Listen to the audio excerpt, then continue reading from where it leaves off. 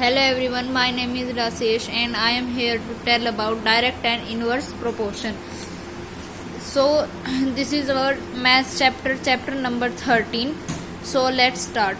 First of all इसके दो parts होते हैं, डायरेक्ट और इनवर्स. तो अभी हम डायरेक्ट की बात करते हैं. ठीक है, तो डायरेक्ट में क्या होता है, जैसे आपको दो वैल्यूज गिवन है x एंड y. तो अगर x इंक्रीज हो रहा है तो y भी इंक्रीज होगा. अगर x डिक्रीज हो रहा है y भी डिक्रीज होगा. तो एक कॉमन सी बात है कि ये नहीं कि सेम ही नंबर से होंगे, पर इतना है कि दोनों डिक्रीज होंगे. नहीं, अगर नहीं होगा तो वो इनवर्स में होएगा. मतलब अगर ऑपोजिट नहीं हो सकते, दोनों को सेम ही रहना पड़ेगा. तो इसके लिए फर्स्ट हमें ऐसे करना है कि चलो हम इसका एक एग्जांपल ले लेते हैं कि टाइम और डिस्टेंस. सपोज 10 किलोमीटर में 10 मिनट में गाड़ी 1 किलोमीटर कवर करती है, तो 20 में 2 किलोमीटर, 30 में 3 किलोमीटर और 40 में 4 किलोमीटर. तो अब इसमें क्या है कि जैसे जैसे ये बढ़ रहा है, टाइम हमारा बढ़ रहा है, उसी हिसाब से किलोमीटर्स बढ़ते जा रहे हैं. डिस्टेंस बढ़ रहा है, टाइम बढ़ रहा है, दोनों ही बढ़ रहे हैं. x और y दोनों ही प्लस हो रहे हैं. ठीक है, दोनों ही प्लस हो रहे हैं, तो वो डायरेक्ट का केस होता है हमारा. ठीक है, तो वो हमारा डायरेक्ट का केस होता है. अब हमारे पास कुछ इस टाइप के क्वेश्चन ही आएंगे, जैसे कि हमें बस वैल्यूज फाइंड करनी होंगी उनमें भी, कि 3 मीटर का क्लॉथ है तो आपको 300 रुपीस का पड़ेगा 3 मीटर क्लॉथ, और 9 मीटर का आपको कितने का पड़ेगा ये आपको बताना है. तो इसके लिए आपको इसे और इसे मतलब इसको हम अभी चलो y मान लेते हैं. ठीक है, तो अब हमें इन्हें बाय में रखना है. तो यहाँ पे हम रखेंगे 3/300 और बाय इक्वल्स टू में 9/y. तो अब हम इसे क्रॉस मल्टीप्लाई कर देंगे. 3y equals to 9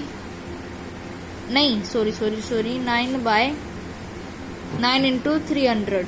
yes, 9 into 300 और y equals to 9 into 300, y में 3.